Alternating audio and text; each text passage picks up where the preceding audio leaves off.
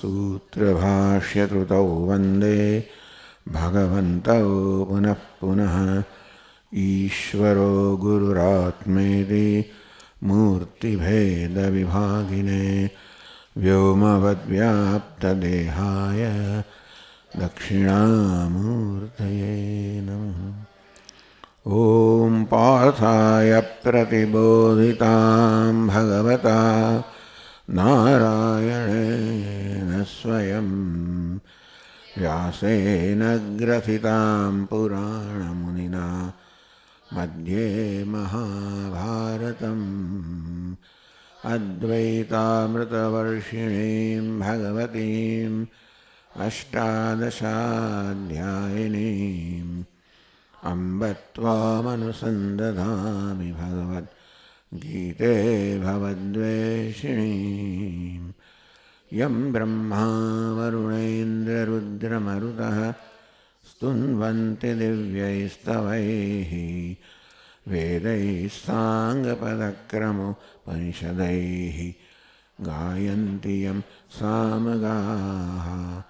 ध्यानावस्थिततद्गतेन मनसा पश्यन्ति यं योगिनः यस्यान्तं न विदुःसुरासुरगणाः देवाय तस्मै नमः।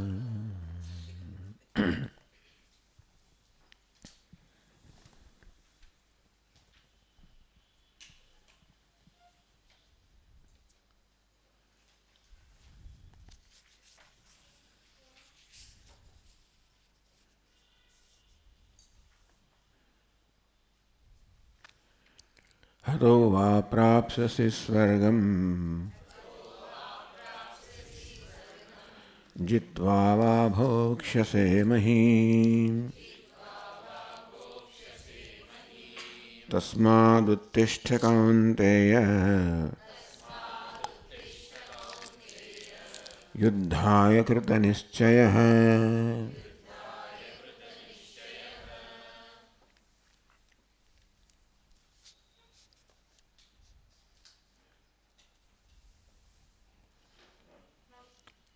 अर्जुन पूछे कि भगवान जो युद्ध करिए तो गुरु वगैरेना વધથી નિંદાને પ્રાપ્તિ થાય અને જો ન યુદ્ધ કરવું યુદ્ધથી નિવૃત્ત થઈ જાઓ તો શત્રુઓની નિંદા થઈ જાય, શત્રુઓ વડે નિંદા થાય, શત્રુઓ નિંદા કરે ભાગી ગયો. આમ ઉભયતઃ પાશા રજ્જુ, આ બંને બાજુ પાશવાળી બંધન કરનારી આ રજ્જુ છે. આ કરીએ તોય નહીં ને આ કરીએ તોય નહીં. યુદ્ધ કરવું તો પણ બીજા બધા લોકો કહે જો આણે બધા ગુરુ વગેરેનો વધ કર્યો, અને ન કર્યો તો દુશ્મનો કહે છે કે જો આ તો ભાગી ગયો. તો ભગવાન કહેવાય જય પરાજય છે લાભ દ્રવ્યાત, એવું નથી. આ યુદ્ધ કરે કે યુદ્ધ કરવાથી તેને જય પ્રાપ્ત થાય કે પરાજય પ્રાપ્ત થાય તો બંને રીતે લાભ છે. યુદ્ધ કરવાથી બંને રીતે લાભ છે. યુદ્ધ કરવાથી કોઈક મારી નિંદા કરશે કે મેં ગુરુઓનો વધ કર્યો તો કે નહીં, યુદ્ધ કરવાથી તને બંને રીતે લાભ થશે. તું વિજય પ્રાપ્ત કરશે તો પણ લાભ, અને કદાચ તું પરાજય થશે તો પણ લાભ. હતો વા પ્રાપ્સ્યસી સ્વર્ગમ, યુદ્ધમાં સામી સાથીએ લડતા જો તો મૃત્યુ પામશે તો સીધો સ્વર્ગને પ્રાપ્ત કરશે. જીત્વા વા ભોક્ષ્યસે મહીમ, અને યુદ્ધમાં વિજય પ્રાપ્ત કરશે તો સમગ્ર પૃથ્વીનું રાજ્ય પ્રાપ્ત થશે. આ લોકમાં તેને સરસ પ્રાપ્તિ થશે. તસ્માદ ઉત્તિષ્ઠ કૌન્તેય, આવું છે. અથવા યુદ્ધ કરવાથી ન કરો, યુદ્ધ કરવાથી બંને રીતે લાભ છે. વિજય પ્રાપ્ત થાય તો પણ લાભ છે, અને પરાજય પ્રાપ્ત થાય, મૃત્યુ પ્રાપ્ત તો પણ લાભ જ છે. અને માટે ઉત્તિષ્ઠ કૌન્તેય, હે કૌન્તેય ઉત્તિષ્ઠ, ઊભો થા, અર્થાત યુદ્ધ માટે સજ્જ થઈ જા. કે યુદ્ધાય કૃત નિશ્ચય, જેષ્યામી શત્રુન હરિષ્યામી વા તે નિશ્ચય કૃત્વા, ક્યાં તો વિજય પ્રાપ્ત કરીશ કે પછી મૃત્યુ પામીશ, કોઈ વાંધો નથી. અર્થાત યુદ્ધમાં મારું મૃત્યુ થશે તો હું તૈયાર છું અને વિજય પ્રાપ્ત થાય તો સવાલ જ નથી. આ રીતે નિશ્ચય કરીને તું યુદ્ધ કરવા માટે તૈયાર થાય. ઉત્તિષ્ઠ, તું ઊભો થા.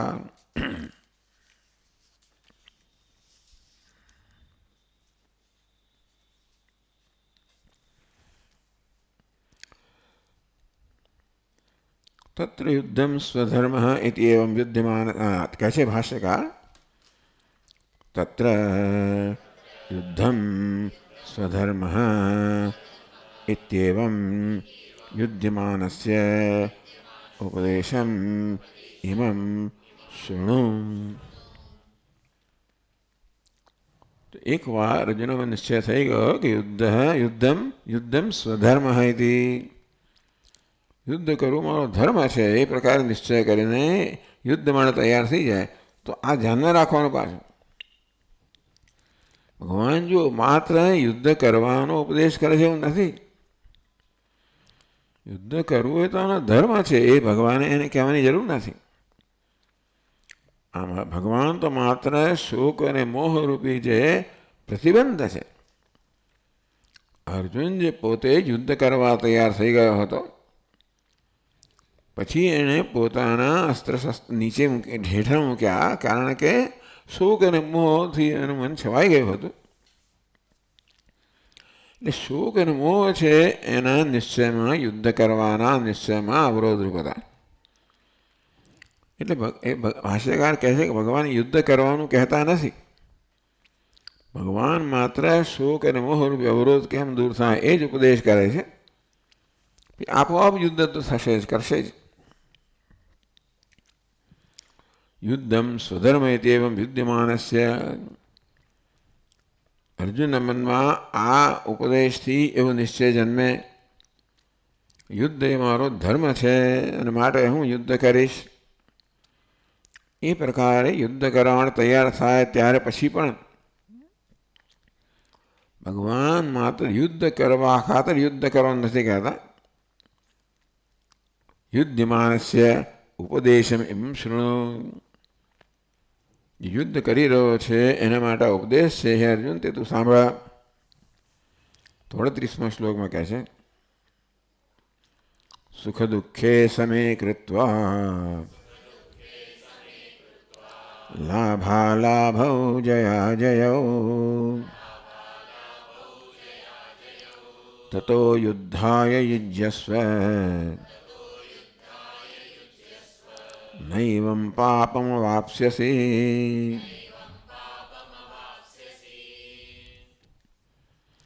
અર્જુનને મહાન ભય છે ને, યુદ્ધ કરવા દ્વારા આ ગુરુ વગરનો વધ થશે મારાથી, એ પ્રકારે બધાનું ઘાતક બનીશ.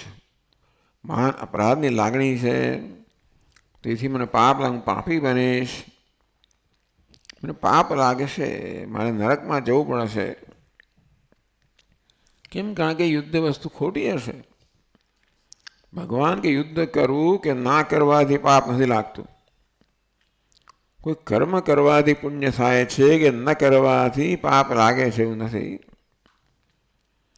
ભગવાન કહે છે કર્મ કરતી વખતે આપણા મનમાં કયા પ્રકારની ભાવના છે એ પરથી નક્કી થાય કે આ કર્મ પુણ્ય છે કે પાપ છે. આપણે કોઈને પૈસા આપીએ એટલે પુણ્ય જ છે એવો નિયમ નથી. એ દ્વારા મહિનાનું 2% વ્યાજ લેવાના હોઈએ તો પુણ્ય ના કહેવાય.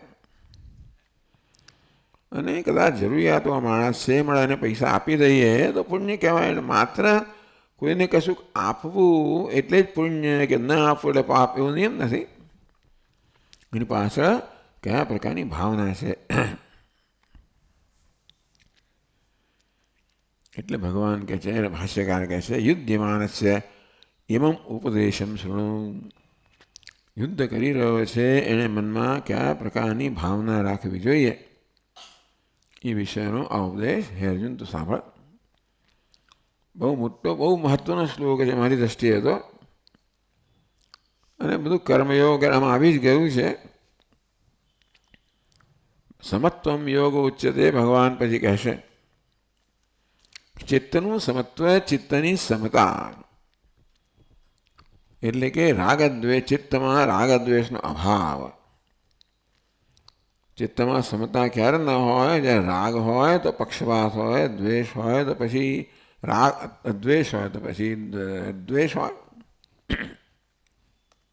તો ક્રૂરતા હોય.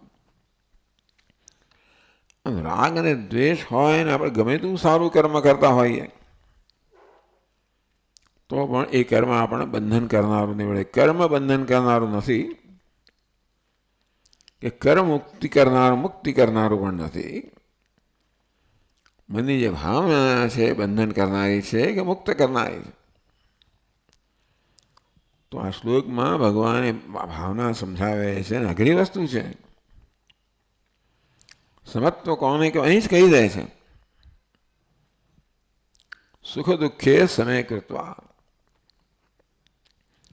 આ યુદ્ધ કરવાથી, કર્મ કરવાથી મને સુખ મળશે કે દુઃખ મળશે સ્વીકારી લઈશ. લાભાલાભો જયા જયો. સુખ ક્યારે કહેવાય? મને લાભ થાય ત્યારે. દુઃખ ક્યારે થાય? મને ગેરલાભ થાય ત્યારે. લાભ અને ગેરલાભ સ્વીકારી લઈશ. ક્યારે લાભ થાય? જે વિજય પ્રાપ્ત થાય તો લાભ થાય, પરાજય થાય તો ગેરલાભ થાય. યુદ્ધ કરવાના પરિણામે વિજય પ્રાપ્ત થાય તો લાભ થાય, પરાજય પ્રાપ્ત થાય તો ગેરલાભ થાય. લાભ થાય તો આપણે સુખ મળે, ગેરલાભ થાય તો આપણે દુઃખ જન્મે. તું કોઈ પણ કર્મ કરીશ એટલે આ પ્રકારનું પરિણામ આવવાનું જ છે. કર્મ કરે એના પરિણામ કે લાભ થાય, ગેરલાભ થાય. પરિણામે તમને સુખ જન્મે કે દુઃખ જન્મે. સુખ દુઃખે સમય કૃત્વા. સુખ અને દુઃખ બંને સમાન છે. એનો અર્થ એ થયો કે આ કર્મનું સુખ કે દુઃખ માટે નથી કરી રહ્યો. આ કર્મથી સુખ પ્રાપ્ત થાય તો પણ મને વાંધો નથી, દુઃખ પ્રાપ્ત થાય તોય વાંધો નથી. ક્યારે થશે? લાભાલાભ. લાભ મળે તો પણ વાંધો નથી, ગેરલાભ થાય તોય વાંધો નથી, અને પરાજય પ્રાપ્ત થાય તો વાંધો નથી. આ પ્રકારની જો ભાવ આવી ગયો, આખો કર્મયોગમાં આવી ગયો સમત્વમ. કર્મના ફળ પ્રત્યે સમત્વ. કર્મમાં ઈશ્વરાત્મ બુદ્ધિ એ સમજાવે છે આગળ. કર્મ એક અંગ એ છે કે કર્મ ફળ પ્રત્યે કયા પ્રકારની ભાવના છે. તો કર્મ ફળ પ્રત્યે કયા ભાવના હોવી જોઈએ? જે મળશે એ હું ખેલ દિલીથી પ્રસન્નતાપૂર્વક સ્વીકાર કરીશ. એટલે આ પ્રકારે પ્રસન્નતાપૂર્વકનો સ્વીકાર. વિજય પ્રાપ્ત થશે ભગવાનની કૃપા, પરાજય પ્રાપ્ત થશે એ ભગવાનની કૃપા. આમ જે આપણને પ્રાપ્ત થાય એના આપણે ભગવાનની કૃપા જોઈએ, એમાં ભગવાનની કૃપા જોઈએ. કે મને પરાજય મળ્યો એમાં પણ ભગવાન, એમાં કઈ યોજના હશે ભગવાનની. એટલે પરાજયનું વ્યક્તિગત પરાજય ના માની લો. આ બધી વસ્તુઓ ક્યારેય સુખ દુઃખ પહોંચાડવાની હોય છે, આપણે અહંકારને જોડીએ ત્યારે. માત્ર કર્મનું ફળ આપણને દુઃખ આપે એવું નથી, પણ કર્મના ફળ સાથે હું જોડાઈ જઉં, એમાં તાદાત્મ્ય પામું, એને મારું કર્મ, મારું ફળ ગણું. કર્મ કરીએ એનું ફળ મળ્યું, આ કર્મનું ફળ છે. આ કર્મ સફળ થયું, કર્મ નિષ્ફળ થયું, એ હકીકત છે. એ પ્રકારની આપણી જો દ્રષ્ટિ હોય એને પૂછે ઓબ્જેક્ટિવિટી કહેવાય, એટલે નિષ્પક્ષતા. કર્મનું ફળ નિષ્ફળતા આવ્યું એટલે હું નિષ્ફળ થયો, કર્મ સફળ થયો હું સફળ થયો, આ બંધન કરનારી વસ્તુ છે. હું નિષ્ફળ થયો, હું સફળ થયો એવું કહ્યું એટલે બંધન આવી જ ગયું. અને થયું ફળની અંદર આસક્તિ. ભગવાન જ્યારે એમ કહે કે ફળમાં આસક્તિ ન રાખવી જોઈએ એવું કયા જ કરશે. લોકો એમ મને કર્મ કર, ફળની ચિંતા ના કરે, એવું નથી. ફળની ચિંતા કર્યા વગર કોઈ કર્મ કરી જ ના શકે. એટલે કોઈ બુદ્ધિશાળી માણસ કર્મ કરે પહેલાં હંમેશા વિચારે ને કે આમાંથી લાભ શું થશે, મને મળશે કે નહીં. એટલે લાભ માટે જ કર્મ કરે માણસ. એ લાભ ભૌતિક લાભ ન હોય પણ એની દ્રષ્ટિએ આધ્યાત્મિક લાભ હોય. ભૌતિક રીતે ગમવાનું હોય પરંતુ આધ્યાત્મિક રીતે પ્રાપ્ત કરવાનું હોય એવું બની શકે. કારણ કે એ પ્રકારની સમત્વ દૃષ્ટિને કારણે મારું મન રાગદ્વેષ મુક્ત રહે, મન અંતઃકરણમાં શુદ્ધિ જન્મે, એનું મહાન ફળ છે. એટલે ભગવાન કહે છે કે ભાઈ રાગદ્વેષો અકૃત્વા સુખ દુઃખે સમય કૃત્વા, સુખ અને દુઃખને સમાન ગણીને. એટલે સુખમાં રાગ નથી, દુઃખમાં દ્વેષ નથી, એવું તો જ બેને સમાન હોય ને. એવું ક્યારે હોય? આવું દુઃખને પણ આપણે સુખની એ સમાન ક્યારે ગણી શકીએ? ફળ કોઈ દિવસ સમાન ના હોય તો શું સમાન હોય? એટલે પૂજ્ય સ્વામીએ બહુ સુંદર આ વસ્તુનો નિકાલ કર્યો હતો, ઉપદેશ આપ્યો, દ્રષ્ટિ આપી કે જે ફળ મળે એ ઈશ્વરનો પ્રસાદ, એ પ્રસાદ બુદ્ધિ. આ એક એમનું બહુ આગવું પ્રદાન છે.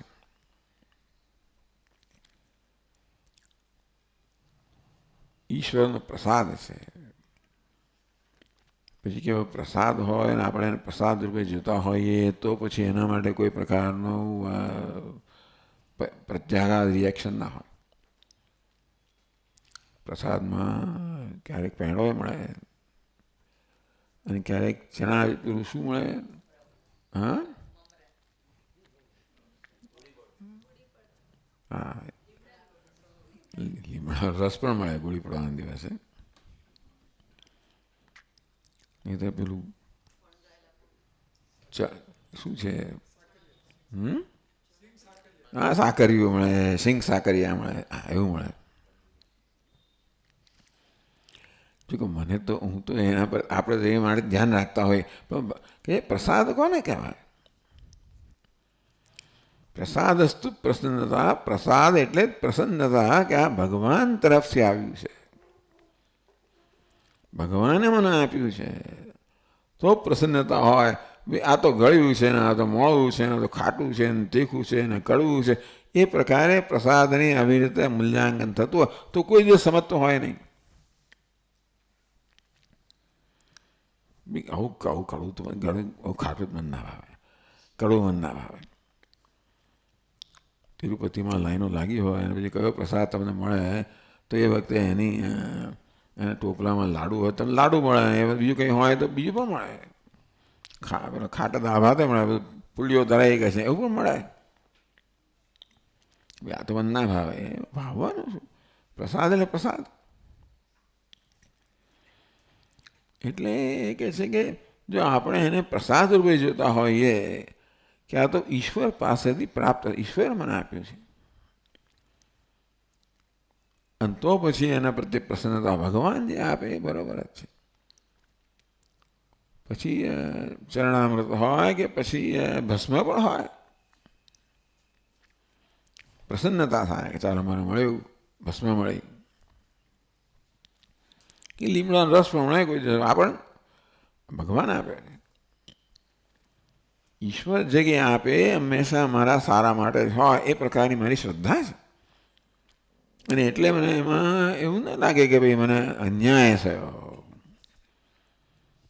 આપણને તો ગમતી વસ્તુ મળે તો ખુશી થઈએ, અણગમતું મળે તો અન્યાય થયો, ભગવાન નિષ્ઠુર થઈ ગયો છે, ભગવાન ક્રૂર થઈ ગયો છે, ભગવાન મને અન્યાય કરે છે, તો એને જ ભગવાન કહેવાય. એમ જે હંમેશા કૃપા જ કરે. અને તેથી ભગવાન પછી જે કંઈ મળે એ ભગવાનની કૃપા જ છે. આ કોઈ સામાન્ય વસ્તુ નથી. આ તો કહેવું સહેલું છે, વાસ્તવમાં કરવું સહેલું નથી. આપણે તો આપણું ધાર્યું થાય ને આપણે ગમે એવું થાય તો જ કૃપા માનીએ છીએ. મારા ભગવાન બહુ કૃપા છે. કેમ? મારું બધું ધાર્યું થાય છે. ભગવાન મારી બધી ઈચ્છા એ પૂરી, ભગવાનમાં એ બધી ઈચ્છાઓ પૂરી કરે છે.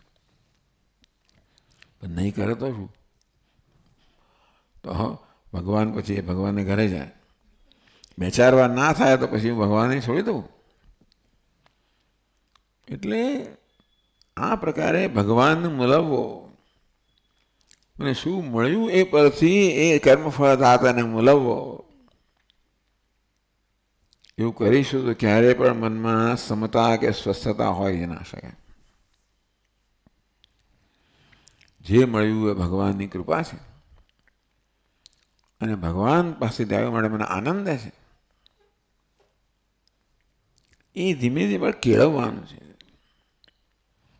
આમ તો જોવા જઈએ તો પ્રત્યેક ક્ષણે જે થઈ રહ્યું છે ઈશ્વર જ આમાં આપણી સમક્ષ છે ને.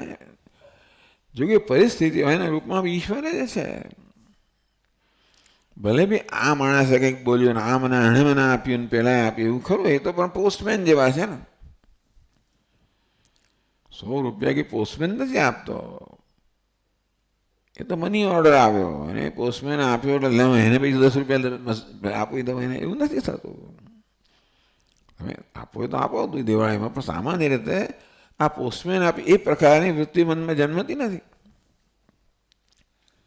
મોકલનાર તો બીજો કોઈ છે. કેવી રીતે? પોસ્ટમેન તો મારું તો માધ્યમ છે. અને તે રીતે જે કોઈ મારી પાસે જેની દ્વારા મને કંઈ મળે છે, અનુકૂળતા પ્રાપ્ત થાય, પ્રતિકૂળતા પ્રાપ્ત થાય વગેરે છે, બધા માધ્યમ છે. એ પ્રદાન કરનાર તો ઈશ્વર જ છે. એટલા જ માટે અનુકૂળ અને પ્રતિકૂળ એ પ્રકારનું મૂલ્યાંકન ન કરવું જોઈએ. ઈશ્વર પાસેથી જે આવે એને અનુકૂળ જ કહેવાય. એટલે કે જે મને પ્રતિકૂળ લાગે છે એ દ્વારા પણ કોઈક રીતે મારો હિત સમાયેલું હશે. ભગવાન આપે છે મારે મારું હિત સમાયેલું હશે. એ રીતે આ ધીમે ધીમે મારા મનને હું આ પ્રકારે કેળવું. આમ તો મને ગમતું થાય તો ખુશી થઈ જવું, અને ગમતું થાય તો એટલે પ્રત્યાઘાતપૂર્વકનું જીવન જીવું છું. સમત્વ એટલે પ્રત્યાઘાત ન થાય ક્યારે? જ્યારે મારામાં આવી દ્રષ્ટિ હોય, આવી સમજ હોય. મારા મનમાંથી જે પ્રકારની લાગણી જન્મે, મારા મનમાં જે લાગણી જન્મે છે એ મારા આવા નિશ્ચયના પરિણામે હોય છે. કોઈ સંજોગો મારામાં અમુક લાગણી જન્માય એવું નથી. એ સંજોગનું શું મૂલ્યાંકન કરું છું, એમને હું કેવી રીતે મૂલવું છું, એટલે કે એને અનુકૂળ માનું છું, પ્રતિકૂળ માનું છું. મને ન્યાય થયો, મને અન્યાય થયો, એ પ્રકારની મારી આ પ્રકારનું મૂલ્યાંકન હોય. એટલે કે જે થાય મારી દ્રષ્ટિએ જેને ન્યાય કહો છે એવું થવું જોઈએ, મારી દ્રષ્ટિએ અન્યાય છે ન થવું જોઈએ. આવું હોય તો સતત સંઘર્ષ, દુનિયા સતત સંજોગો સાથે લડ્યા જ કરવાનું થાય. અને સતત પછી એને દુનિયા કરે જ છે. આમ મચડવાનું થાય. આપણે બધી વસ્તુ અનુકૂળ બનાવવા માટે પ્રયત્ન કરીએ, પ્રતિકૂળતાને ટાળવાનો પ્રયત્ન કરીએ. સતત સંઘર્ષ. એટલે આપણા મનની અંદર આ પ્રકારનું જે રિએક્શન છે, પ્રત્યાઘાત, એનો ત્યાગ કરવાનો છે આ પરિસ્થિતિને મચડ કરવા કરતા. આખી જિંદગી જ જતી રહે છે.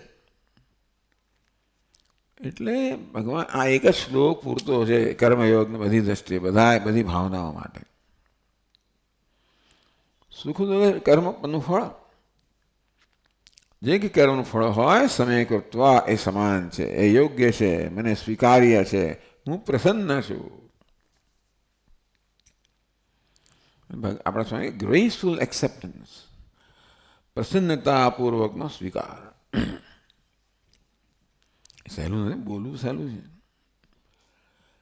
જે બને એનો પ્રસન્નતાપૂર્વક સ્વીકાર કરવો એ સહેલું નથી.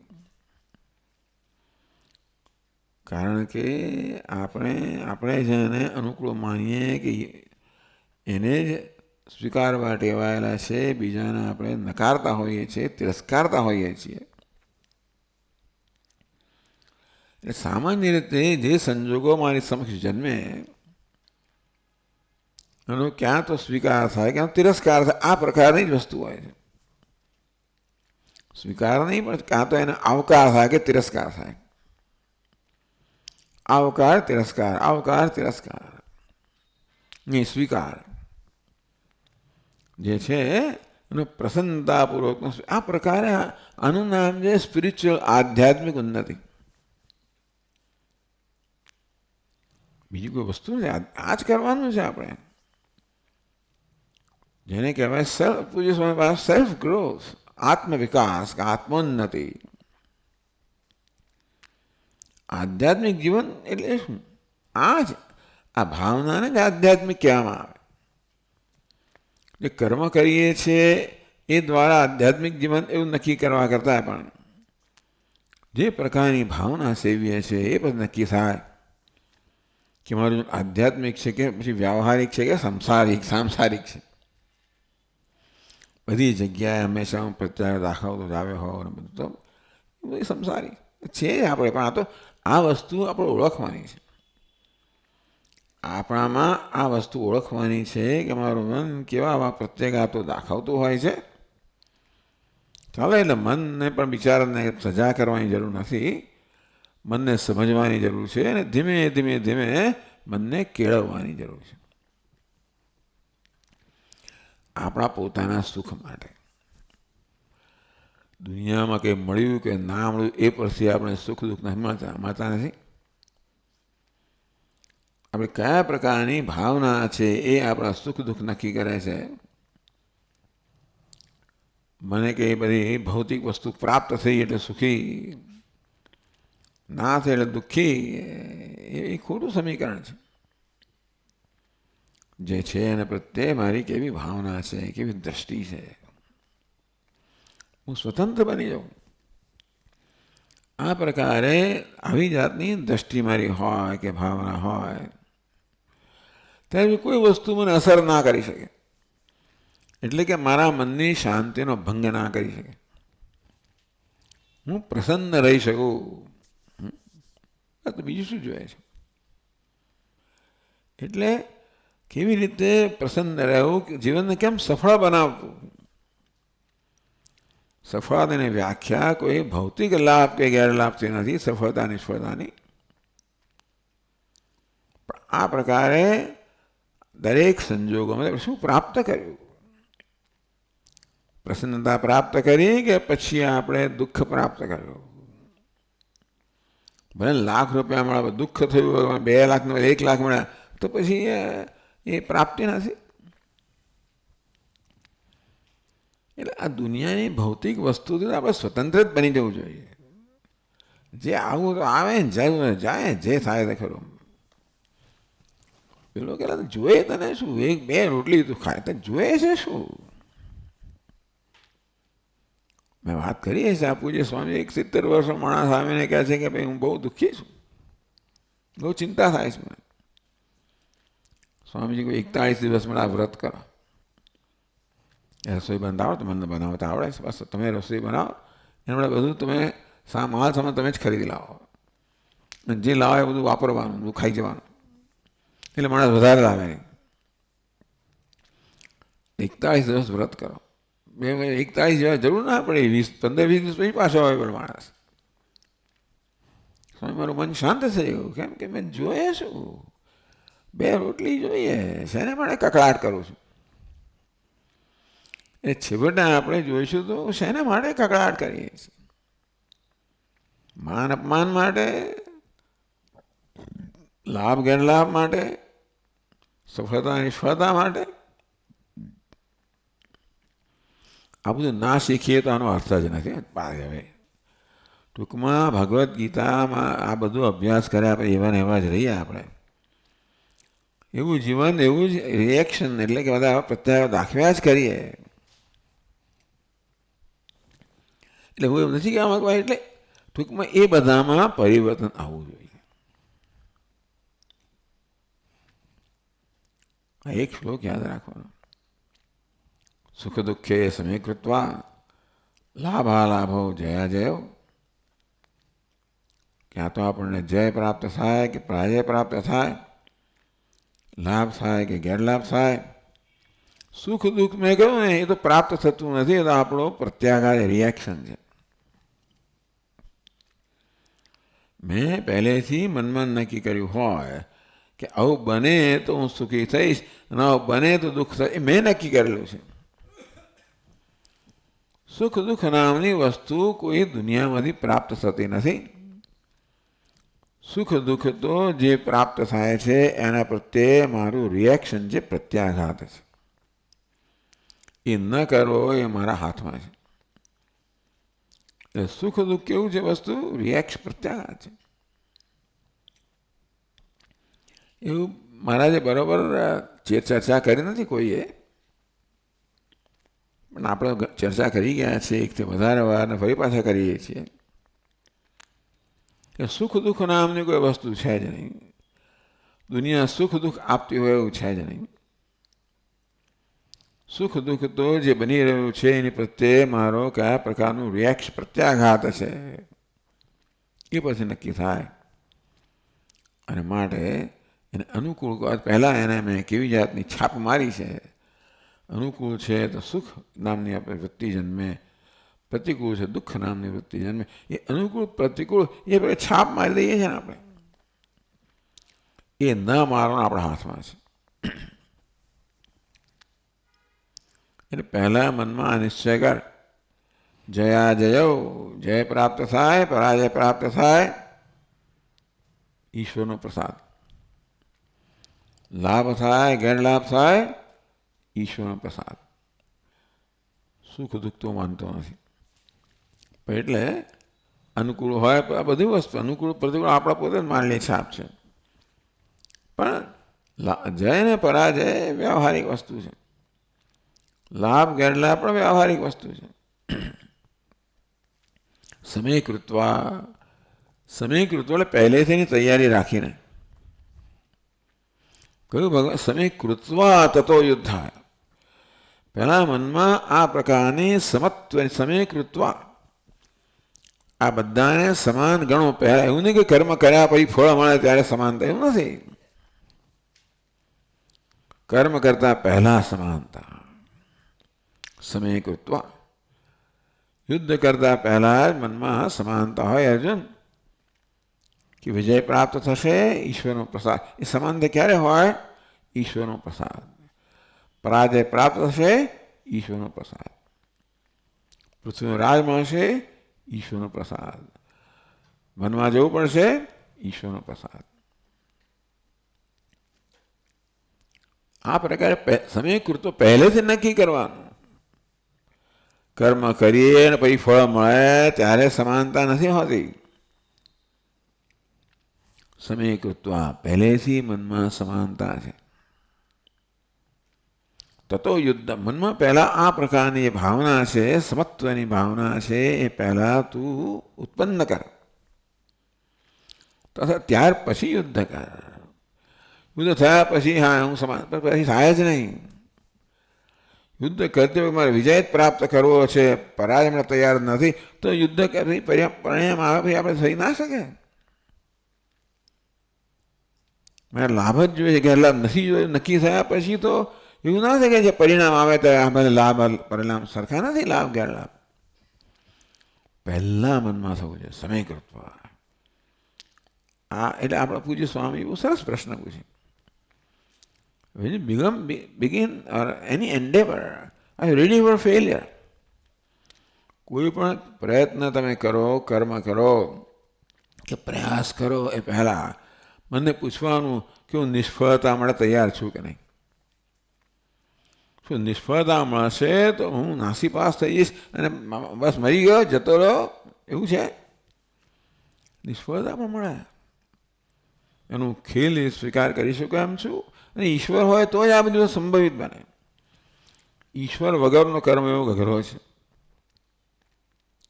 એટલે ઈશ્વરનો પ્રસાદ છે એ પ્રકારની ભાવના હોય તો કર્મયોગ શક્ય છે ઓર પ્રમાણમાં સરળ છે. આમ તો ભગવાન ના માનતા હોય તો સમત્વ એ માટે તો પછી બહુ જ પ્રકારની એટલે ખૂબ આત્મસંયમ જોઈએ. પણ ઈશ્વર જ્યારે જીવનમાં આવે તો વસ્તુ ઘણી સરળ થઈ જાય.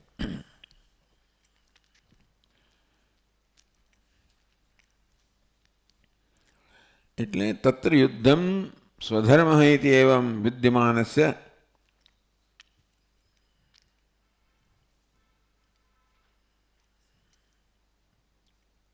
તત્ર યુદ્ધસ્ય સ્વધર્મતયા કર્તવ્યત્વે સતી. એકવાર મનમાં નિશ્ચય થયો કે યુદ્ધ મારો ધર્મ છે, મારી ફરજ છે, એ જ મને છાજે છે. ફરજ કોને કહેવાય? જે કરવું આપણને છાજે. જીવનમાં દરેકને એક સ્થાન હોય છે, એક મોભો હોય છે. હું બાપ છું, મા છું, પુત્ર છું, પુત્રી છું, ભાઈ છું, બહેન છું, આ બધા એક મોભો હોય ને.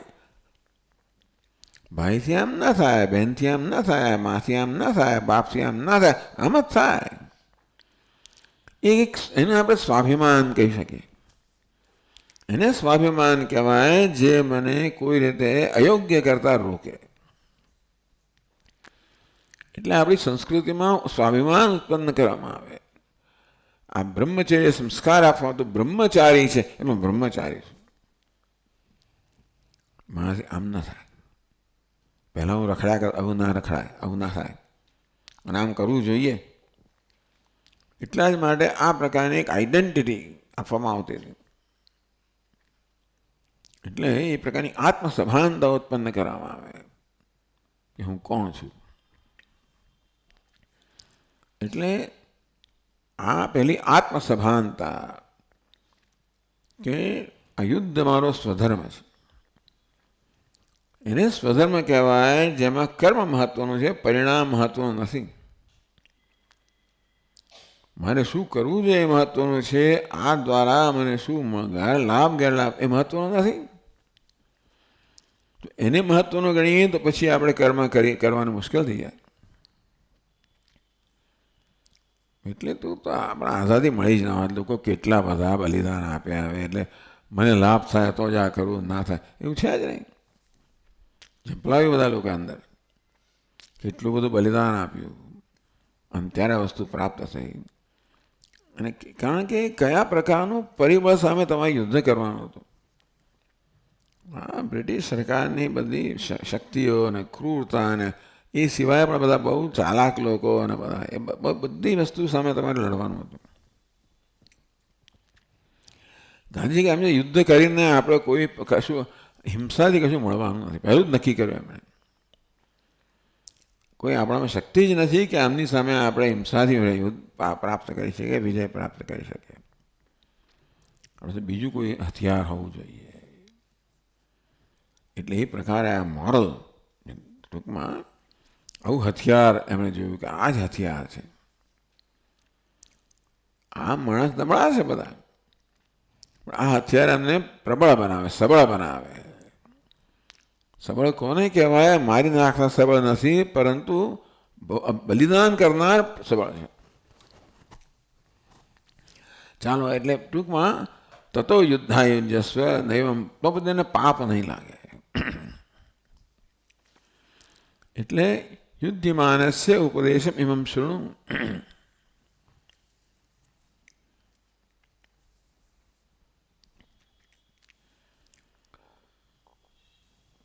સુહૃજીવન મરણાદિ નિમિત્તયો સુખ દુઃખયો સમતાકરણમ કથમ. એ સુહૃદ છે મારા, બધા સ્નેહીઓ છે, એ જીવે તો મને સુખ મળે, મરણ થાય, દુઃખ થાય તો એનું સમતાકરણ કેવી રીતે હોય? મારા આ બધા સ્વજનો છે, એ જીવે તો હું સુખી થયું, મરે તો દુઃખી થયું, એ બેને સમાન કેમ ગણી શકાય? એટલે ભાષ્યકાર કહે છે સુખ દુઃખે સમે તુલ્યે કૃત્વા રાગદ્વેષૌ અપી અકૃત્વા ઇત્યેતત તથા લાભાલાભૌ જયાજયૌ ચ સમો કૃત્વા તતો યુદ્ધાયુજ્યસ્વ ઘટસ્વ.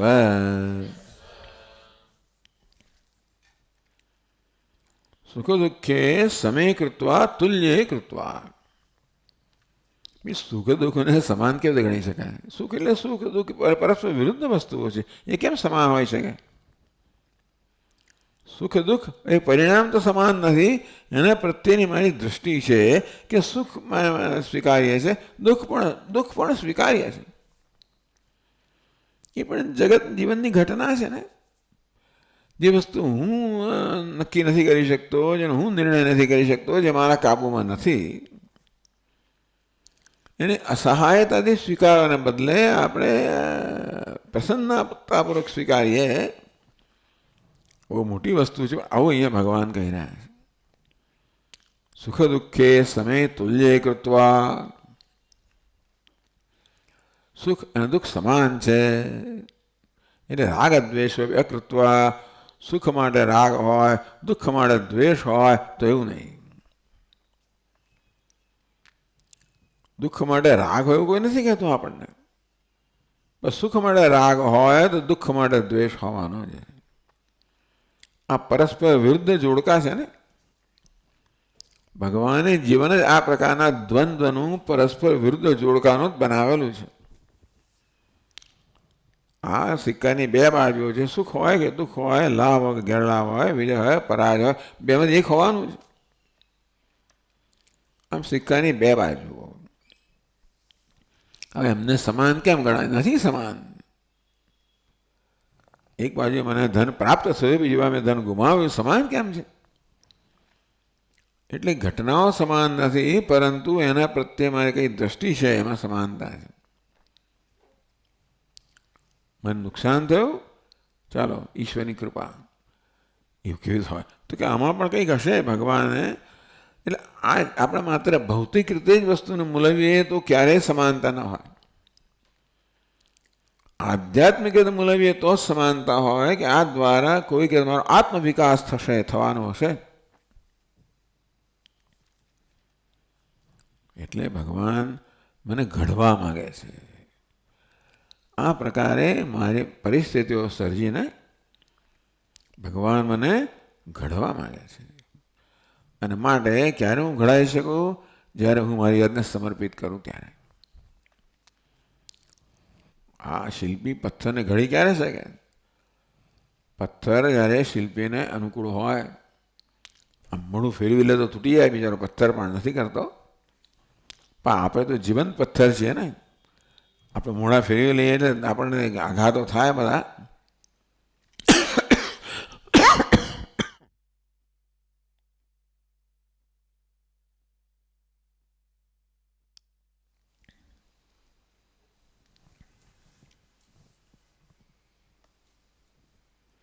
રાગદ્વેષો અપી અકૃત્વા. અપી એટલે શું? રાગદ્વેષો અપી.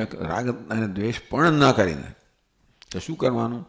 ટૂંકમાં રાગદ્વેષ ન કે રાગ અને દ્વેષ છે એ ન દર્શાવીને, એમને ન તાબે ન થઈને. એટલે મનમાં રાગ, કદાચ આપણી ટેવ પ્રમાણે મનમાં આપણને રાગ કે દ્વેષ જન્મે ખરો, પણ એ તાબે ન થવું. એમની પ્રેરાઈને આપણે કર્મ ના કરવું, પ્રત્યાઘાત ન દાખવવો. કદાચ જૂની ટેવને કારણે આપણામાં રાગદ્વેષ જન્મે ખરો, પણ હું એનાથી નિયંત્રિત ન થાઉં, હું સમત્વ દાખવું. આ એક બહુ મોટી, આનું નામ જ આધ્યાત્મિક જીવન. આ પ્રકારે જ આપણે ભગવાનને આપણને ઘડવા માટે આપણે ભગવાનને સહકાર આપી શકીએ. સતત વિરોધ કરતા રહીએ તો ભગવાન ગમે તેવું કરવા માગતો હવે આપણે કરવા જ ના દઈએ. રાગદ્વેષ ન કરવા એટલે આપણી જાતને ઈશ્વરને સોંપવી, એવું થઈ ગયું. કૃત્વા તથા લાભાલાભ જયા જેવું છે સમો કૃત્વા. લાભ ગેરલાભ, જય પરાજય, એ સુખ દુઃખ, ટૂંકમાં આ બધા દ્વંદ્વ છે. અને આપણે હંમેશા દ્વંદ્વ છે એ આપણી સમક્ષ પ્રસ્તુત થવાના જ છે, અથવા તો જે પ્રસ્તુત થાય છે એને આપણે આવી રીતે જ મૂલવીએ છીએ. ભગવાન સુખ દુઃખ આપે છે એવું નથી. ભગવાન જય પરાજય આપે છે એવું એટલે આને હું જય કહું છું, પેલાને પરાજય કહું છું એટલા માટે, અને લાભ કહું છું, પેલાને ગેરલાભ કહું છું માટે. ચાલો સ્વીકારીએ, વ્યવહારમાં એવું હોય તો પણ લાભથી સુખ થાય, ગેરલાભથી દુઃખ થાય, ત્યાં મારો કાબુ છે.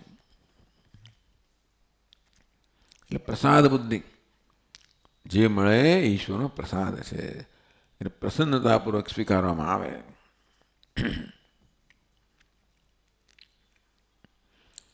પછી કહે છે આગળ, તતો યુદ્ધાયુજ્યસ્વ.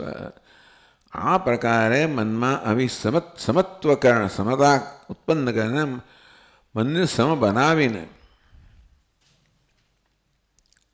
એટલે સુખ દુઃખે સમય કૃત્વા, સુખ પ્રાપ્ત થાય ઈશ્વરની કૃપા, દુઃખ પ્રાપ્ત થાય ભગવાનની કૃપા કે પ્રસાદ, વિજય પ્રાપ્ત થાય ભગવાનનો પ્રસાદ, પરાજય પ્રાપ્ત થાય ભગવાનનો પ્રસાદ, લાભ થાય ભગવાનનો પ્રસાદ, ગેરલાભ થાય ભગવાન. એટલે આ વસ્તુ હું નિયંત્રિત કરી શકતો નથી. એટલા માટે કઈ વસ્તુ મારા નિયંત્રણ, રાગ દ્વેષ અકૃત્વ, એમના પ્રત્યે રિએક્શન ના આવવું, પ્રત્યાઘાત ન દર્શાવ, એ મારા હાથમાં છે. જે ઘટનાઓ બને એ ભગવાન કરતા હોય છે. એ ઘટનાઓ પ્રત્યે હું કયા પ્રકારનો પ્રત્યાઘાત દર્શાવું છું કે પ્રતિભાવ દર્શાવું છું એ મારા હાથમાં છે. બસ એ જ ભગવાન કહી રહ્યા છે. એ રીતે જ આપણી જાતને ઘડવાની હોય, એ ઘડવાનું છે. એને જ આધ્યાત્મિક ઘડવાનું કહેવાય, ઘડતર કહેવાય. નૈવમ પાપ, આ તો પાપ નહીં લાગે, આ કઈ વસ્તુ છે? એટલે કહે છે નૈવમ યુદ્ધમ કુર્વન પાપમ અવાપ્સસી ઇત્યેષ ઉપદેશ પ્રાસંગિક.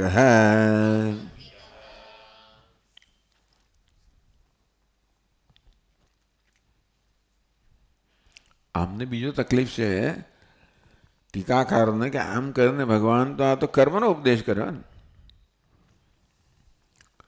યથોક્ત ઉપદેશ વશાત પરમાર્થ દર્શનનું પ્રકરણ છે. એટલે કે પ્રકરણ તો આત્મતત્વનું છે. કર્મ ક્યાંથી ઘૂસી ગયું? ટૂંકમાં ભગવદ્ ગીતાનો વિષય કયો છે? પારમાર્થિક એટલે આત્મતત્વનો વિષય છે કે કર્મ વિષય છે? એ તો ભગવાન કર્મનો ઉપદેશ કરે છે. અમે શરૂ કર્યું આત્મતત્વથી ને એમાં એટલે ટૂંકમાં ભગવદ્ ગીતાના આ અંશનો જે છે એનો વિષય કયો છે? પરમાર્થનો વિષય છે કે કર્મનો વિષય છે? ભગવાન કર્મનો ઉપદેશ કરી રહ્યા છે. એટલે આનંદગીરી લખે છે અહીંયા, યથોક્ત ઉપદેશ વશાત પરમાર્થ દર્શન પ્રકરણ યુદ્ધ કર્તવ્યતા ઉક્તે તતો યુદ્ધાયુજ્યસ્વ. ત્યાર પછી યુદ્ધનું તું યુદ્ધ કર. યુદ્ધસ્વ એટલે યુદ્ધ માટે તૈયાર થાય, એટલે તું યુદ્ધ કર. આ તો આદેશ થયો ને, યુજ્યસ્વ એટલે ભગવાન તો યુદ્ધનો આદેશ કરે છે અહીંયા આગળ. એવું અર્થઘટન થાય કે ના? સીધે સીધું જ છે ને. તો પછી સમુચ્ચય પરત્વમ શાસ્ત્રસ્ય પ્રાપ્તમ. એટલે કેટલાક લોકો કહે છે કે એકલું જ્ઞાન પર્યાપ્ત નથી, એની ચર્ચા આવશે આગળ. તમે કર્મ દ્વારા જ્ઞાનને વધારે સમૃદ્ધ બનાવો કે સક્ષમ બનાવો, સમર્થ બનાવો. જ્ઞાન એકલું મોક્ષ આપવા સમર્થ નથી, પણ કર્મ દ્વારા જ્ઞાનને જ્યારે સામર્થ્ય પ્રદાન કરવામાં આવે ત્યારે કર્મ અને જ્ઞાન મળીને આપણને મોક્ષ આપી શકે, એવો એક અભિપ્રાય છે. એટલે આ જ્ઞાનના ઉપદેશમાં ભગવાન જ્યારે એમ કહે કે યુદ્ધસ્વ, તો યુદ્ધ કર, એનો અર્થ કે ભગવાન કર્મનો આદેશ કરી રહ્યા છે. આ જ્ઞાનના પ્રકરણમાં કર્મનો આદેશ થતો હોય એનો થયો કે જ્ઞાન કર્મ બંને કરવા જોઈએ, એને સમુચ્ચય કહેવાય. સમુચ્ચય એટલે બંને સાથે કરવા જોઈએ. સાથે એટલે એક ક્ષણ એવું નહીં, પણ બંને કરવા જોઈએ. એટલે એ દ્વારા એવું થયું કે એકલા જ્ઞાનથી મોક્ષ પ્રાપ્ત ના થાય, પણ કર્મ દ્વારા જેને સામર્થ્ય પ્રાપ્ત થયું છે એવું જ્ઞાન આપણને મોક્ષ પ્રદાન કરે. એટલે હવે આ પરમાર્થના વિષયની અંદર કે એ પ્રસંગની અંદર ભગવાન જ્યારે એમ કે તતો યુદ્ધાયુજ્યસ, ત્યાર પછી તું યુદ્ધ માટે તૈયાર થા, કે યુદ્ધ કર, ત્યારે શું ભગવાન જ્ઞાન કર્મ બંને કરવાનું કહી રહ્યા છે? એટલે ભાષ્યકાર કહે છે કે ભાઈ એશ ઉપદેશ પ્રાસંગિક. આ પારમાર્થિક ઉપદેશ નહીં, પ્રાસંગિક ઉપદેશ છે. એટલે પ્રસંગોપાત કહેવામાં આવ્યું અર્જુનને કે ભાઈ તું આ પ્રકાર યુદ્ધ કર.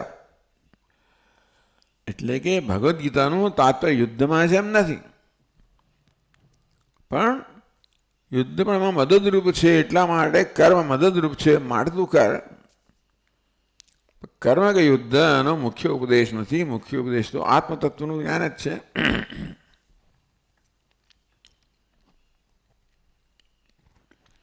ક્ષત્રિયસ્ય તવ ધર્મભૂત યુદ્ધ કર્તવ્યતા અનુવાદ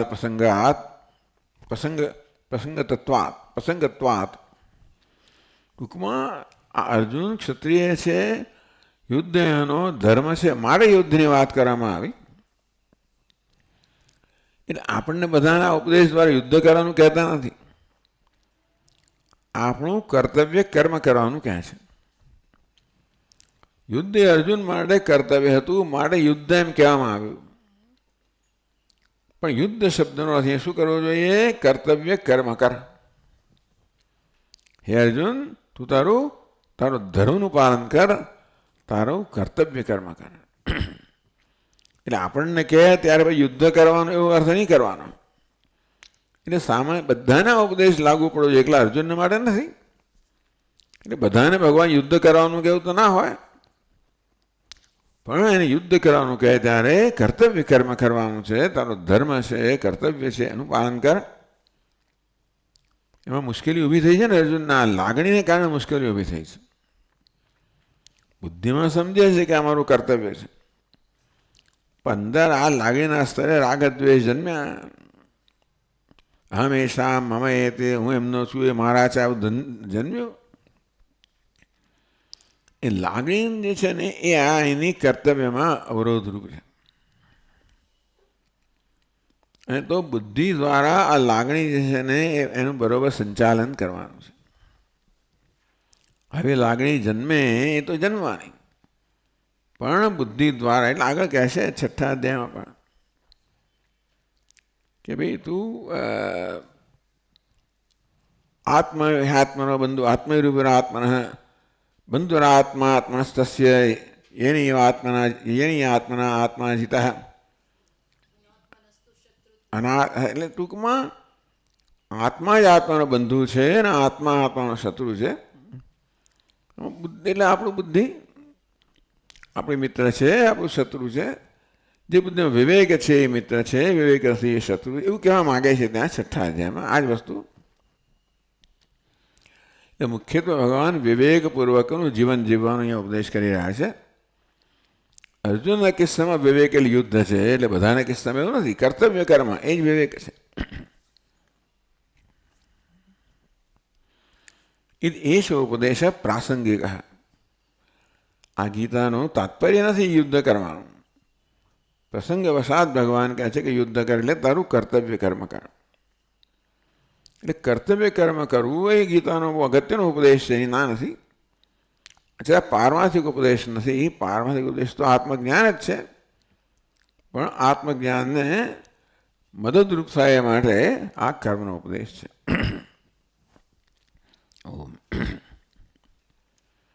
ઓમ પૂર્ણમદઃ પૂર્ણમિદં पूर्णात् पूर्णमुदच्यते पूर्णस्य पूर्णमादाय पूर्णमेवावशिष्यते। ॐ शान्ति शान्ति शान्तिः। शङ्करं शङ्कराचार्यं केशवं बादरायणं सूत्रभाष्यकृतौ वन्दे भगवन्तौ पुनः पुनः। ईश्वरो गुरुरात्मेति मूर्तिभेदविभागिने व्योमवद्व्याप्तदेहाय दक्षिणामूर्तये नमः। ॐ शान्ति शान्ति शान्तिः।